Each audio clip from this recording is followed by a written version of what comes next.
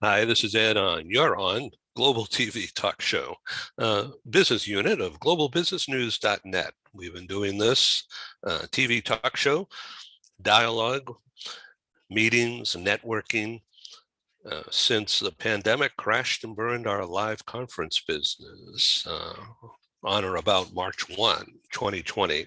Since then, we've been able to produce 552 of these talk shows. According to Google Analytics, they generated an audience of just under 200,000 across that time. And so we're really honored today to have Jack JAMPEL, who's Senior Manager Global Mobility with the Stryker Corporation. Thank you for coming back on Global TV, Jack. Thank you, Ed. I really enjoy coming on this show, so appreciate it. Well, this is cool. I know you're busy and in demand as a speaker. And the upcoming ERC meeting, if I get there, will be part-time, but I think it will be a great occasion to come back together again. I've only been to one meeting in almost 3 years, so I've gotten really used to doing this. Yeah, it's definitely one to start out with. Las Vegas is definitely going to be probably a big meeting. So, yeah. So I wanted to ask you about the impact of this drive, the social recognition of sustainability, ESG, in the corporate world. I would assume you guys in Stryker Corporation are already and have been for many years conscious of the environment and compliance and governance. Is this a vital role, do you think, for the mobility business? Yeah. Well, let me talk a little bit about, our company, Stryker. We actually have a division called Sustainability Solutions. I didn't know that. Yeah, it was way before, this became the buzzword. It's around, using equipment over rather than continuing to throw out equipment, and that's through a cleaning process through the FDA and everything else. So we actually do have we're way ahead of the curve on that. And we don't just do it for our company, we use it for other companies as well. So that division, has been in place and very successful and doing well.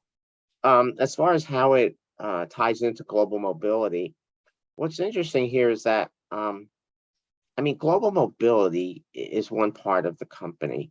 And when we talk about what is our role in it, if we say that 95% of us are outsourced, which is probably true, 95% are outsourced, where we see sustainability is with the partners that we use.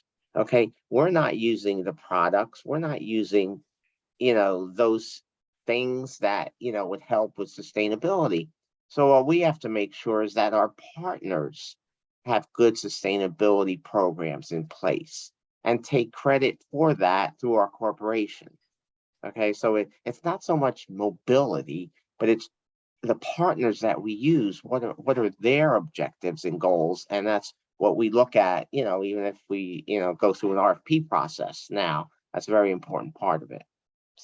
Yeah, so the obvious thing from my view, and I'm just a happy TV talk show host, but is the shipment or stopping shipments of household goods across the world versus moving into an apartment that's furnished already, rental furniture or however, it's already there. So you don't have to ship things across the world. Not only is it expensive and takes time, but there's storage issues and all kinds of costs.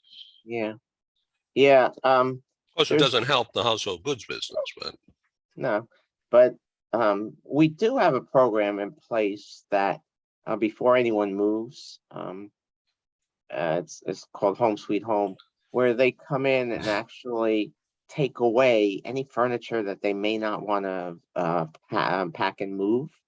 And they, whether they resell it or discard it, however, whatever their sustainability program entails, but it does, it takes away a lot of the weight that we once shipped automatically when employees just took everything and shipped it. So it's a first step. And the company does have a great sustainability solution.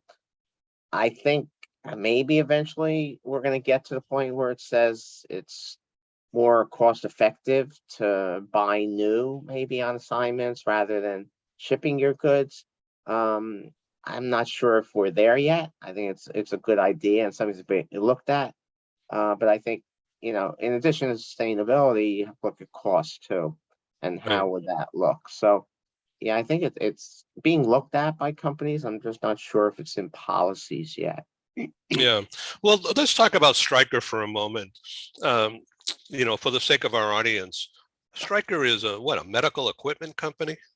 Yeah, we make medical equipment, hospital equipment, surgery suites, of all the equipment in surgery suites, the artificial hips, the artificial knees. Yeah, but it's there. We're in a lot of markets, and very successful company, and that I enjoy working for. Yeah. That's great. Okay, so is your company impacted to some extent by the recent downturn in the stock market? I think just like any other company, I don't know specifically about Stryker. I can only tell you, what my thoughts are, from seeing cycles of the stock market. I mean, obviously, what did it drop, like 5,000 points over the last couple of weeks? And it's very, in my opinion, it's cyclical.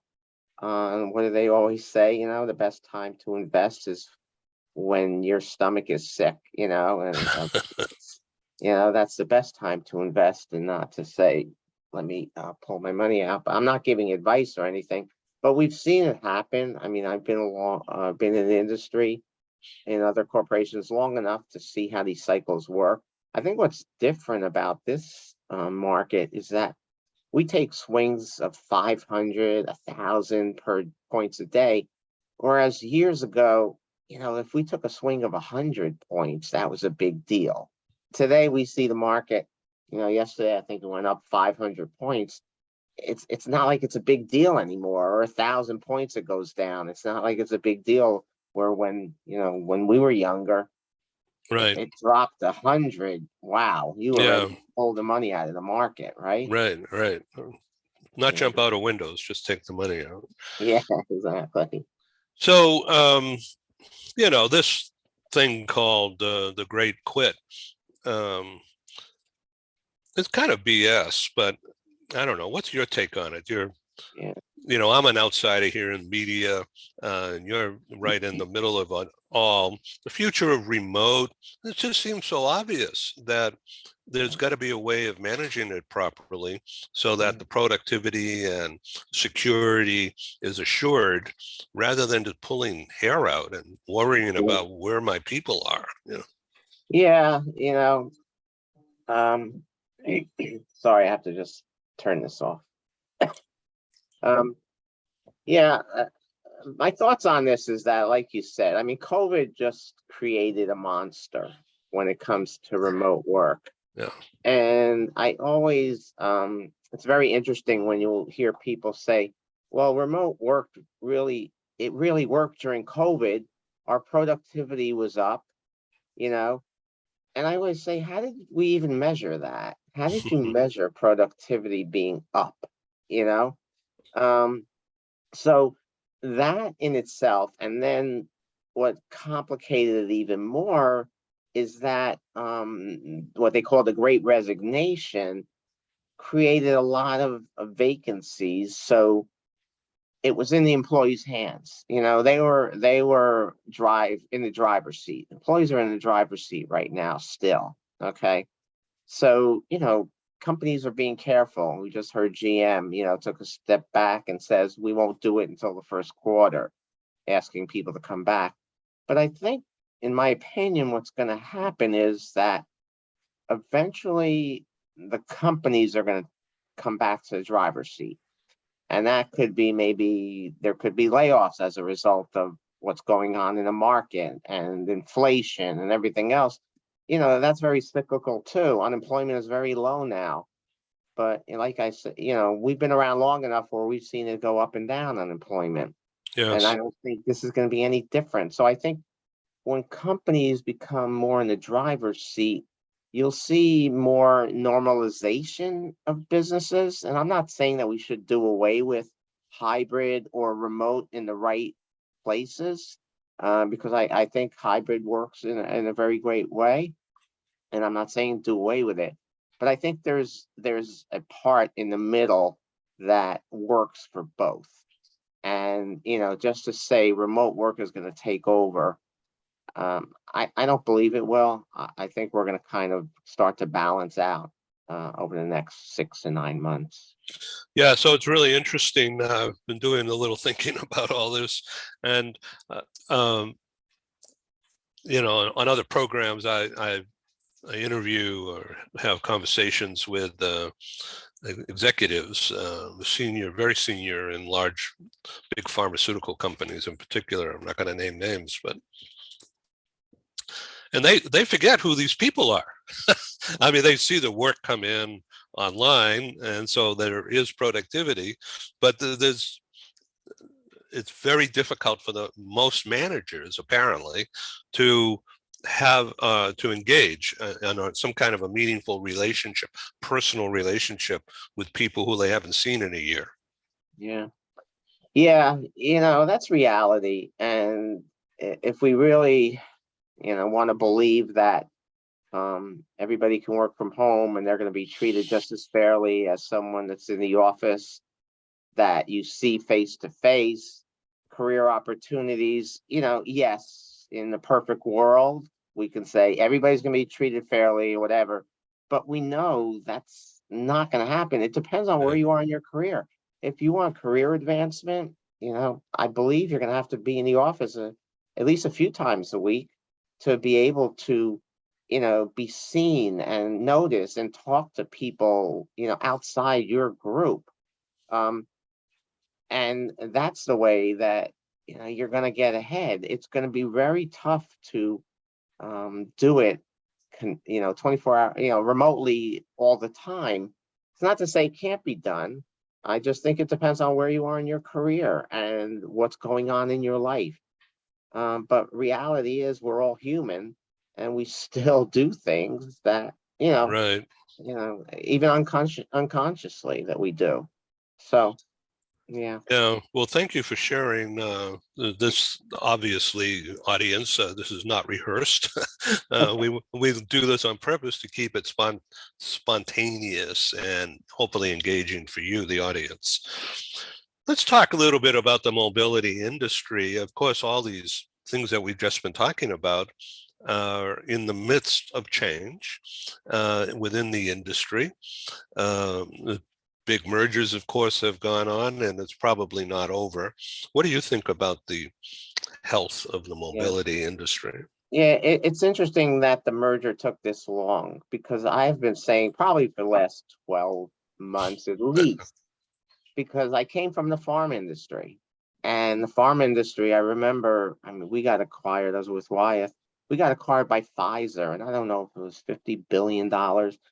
It was unfathomable how anyone can take over a company as big as we were. Okay. And their strategy was pretty much, I'm assuming, is for products. And I think the same thing is going to happen in the household goods industry.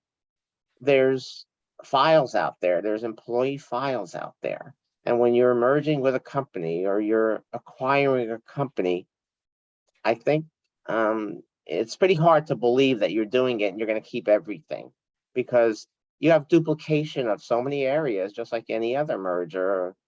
HR and finance and IT and purchasing, all these other duplications, okay, that when these mergers occur, you are going to see, jobs being lost. And I think you're even seeing that now with the recent merger with BGRS and Serva. You're starting to see people jumping ship, moving into another company, seeing the writing on the wall. So I think it's long overdue. I think that the the ones that will be on the acquisition side will be the successful ones.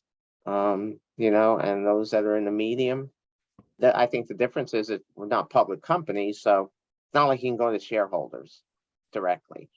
So, but eventually, I think there's an oversaturation of suppliers in our industry, and you know, there's got to be a right sizing at some point. And like I said, I'm just surprised it took this long to Yeah. start. So the impact of technology coming into the industry, of course, long overdue. Um, like anything else, it's probably going to be a dynamic that swings one way and then goes another way to adapt to reality in a situation. Because, you know, companies getting private equity investment to expand the technology aspect. It's one thing to be successful, to attract that kind of financial interest from huge players, but they're not going to do it for nothing. They want a return, and soon. And so, how's a mobility company going to generate a payback of some kind unless there's an automatic takeout of this investor, you know, 8 months down the road or so? Otherwise, how are they going to pay back millions and millions of dollars from Yeah, mobility? It doesn't make yeah, sense. yeah. I mean, you bring up a great point, and I'm not going to go into names of any No, let's not. companies or anything like that. But, you know, from watching Shark Tank, you're absolutely right. They want to know when they're going to get paid back. Yeah, what's their exit? Okay. So, you know, what was in it for them on the investor side? Again, I'm not going to, you know, go into any Mm-hmm. details. I scratch my head as well. Um, you know, I can just, like I said, I can only, Shark Tank has taught me a lot. Yeah, the Uh, how the thinking goes. yeah, are they thinking? Yeah. They're always thinking about that payback, as you just said. Um, you know, how do you get that back? So, Well, yeah, you know, there's an interesting, this is off the subject a little bit, but here in San Diego, just across the bridge is Coronado. And so the Hotel Del, famous place, of course, we even held some meetings there a few years ago. But is Wall Street, quote unquote, Wall Street owns the hotel and all the land. And I won't name names, but they're big time players in real estate as well. And they completely renovated the older parts and then built up whole new areas and had them all redesigned to look like the old. And then part of the new, which is my point here, is that they decided to build condos right on the beach and then sell them out. And that can be a risky thing in the fluctuating real estate market. But what they did is they set it up in advance with an exit, guaranteed return. So they're selling like 3-4 bedroom homes, condos, um, for like up to $4 million, right? And there were like 150 of these units built all at the same time. And every one of them was pre-sold. It came on the market, the announcement was made, and they're all sold out. So they found investors within their networks to take them out. All right. And so, and now the deal, part of the deal is that the hotel management, which is Hilton, can resell those as hotel rooms. All right. And then they get their money back and they share that revenue in some kind of a deal with the owner. And so to think of how private equity is coming into the relocation industry, I don't see any of that. And so I just don't get it. Hopefully the technology will lead to more service and get a measurable ROI figured out on transactions or assignments. Maybe it'll even pay more attention to taking care of the assignee and family and getting them, as part of the ROI, trained for the next position to follow rather than yeah. left to dangle in the wind, Yeah, and unfortunately. how does that translate to revenue that the investor Right. Loss looking of talent, for, maybe. and as again, not to talk about Shark Tank, but they were always asking about, do you have POs? What's a How much PO? purchase order for a Oh, certain amount. Like you yeah. just said, they're pre-sold. That's the Yeah. purchase order. Oh, yeah. So that's Okay. a safety net, that Yeah. says, well, I'm comfortable with that, so it's the mobility industry is definitely different. We try to do things the same as other industries, but I think we're different in a lot of ways. That makes Yeah. sense. Yeah. So what about a career ladder? Like you are at the top of where you are in a large company worldwide, and you get a lot of work to do managing people, whether they're going to be in Japan, which is now opening, or whether Brazil or wherever. Yeah, I think it just leads into what I was saying about mobility being different. Um, on the corporate side, yes. I mean, there is definitely career ladder opportunities. I mean, I've had many senior HR jobs, and mobility is one of those responsibilities that fall into it. And a lot of your corporate mobility managers, if they're smart, they're going to use it as a stepping stone and not make it a career, because there's a certain point that there's no more advancement opportunity as a mobility manager. Excuse me. I mean, so I would look at it as a stepping stone for corporate people to get into other areas once you're with a good company. Right, because you're in touch with so many stakeholders that Right. ordinarily in other corporate jobs, uh, you never have that exposure. Right, exactly. And on the other side of it, when you're on the supplier partner side, it's the career ladder opportunities are very limited. And any discussions that I have with people in the supplier side is being honest about it. I'll ask, a person, where do you see yourself after this job? Yeah, You know? So I think it's important that, people in this industry not just take jobs, but look at taking careers. good point. That if they're young, and again, it depends on where you are in your career life and your family situation. But I think you have to look at it as, when you take a job, look at it as a career more than, I got a job with a company. What's the next step? So there was just some news, industry news, this past week. I won't name names, but there was a successful realtor relocation director who recently announced publicly that she was moving into a corporate mobility management job, leaving being an active realtor, relocation director, into going inside and taking over and managing the process. I so I sent her a note saying just two words: smart move, because that is brilliant going into a more difficult real estate environment right now, and then taking all that expertise and industry knowledge with contacts and everything to be in a position like yourself. Yes, I know who the person is. Again, I won't go into names either, and I think Uh-huh. it's an excellent move. Smart. Um, Yeah.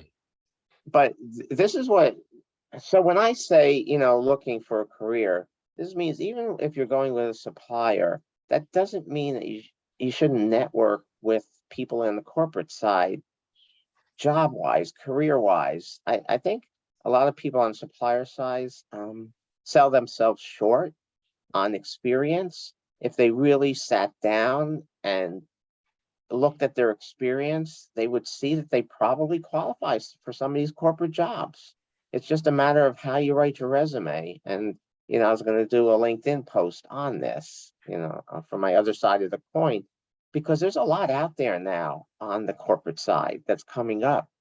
And I think those, I always hear, oh, I want to get into the corporate world. Well, have you tried? Are you looking at what you're doing and how do you massage that? So there's definitely opportunity. It's not easy. I'm not going to say it's easy, but it's networking and then looking at what you do and telling it in a different story that aligns with the job. So,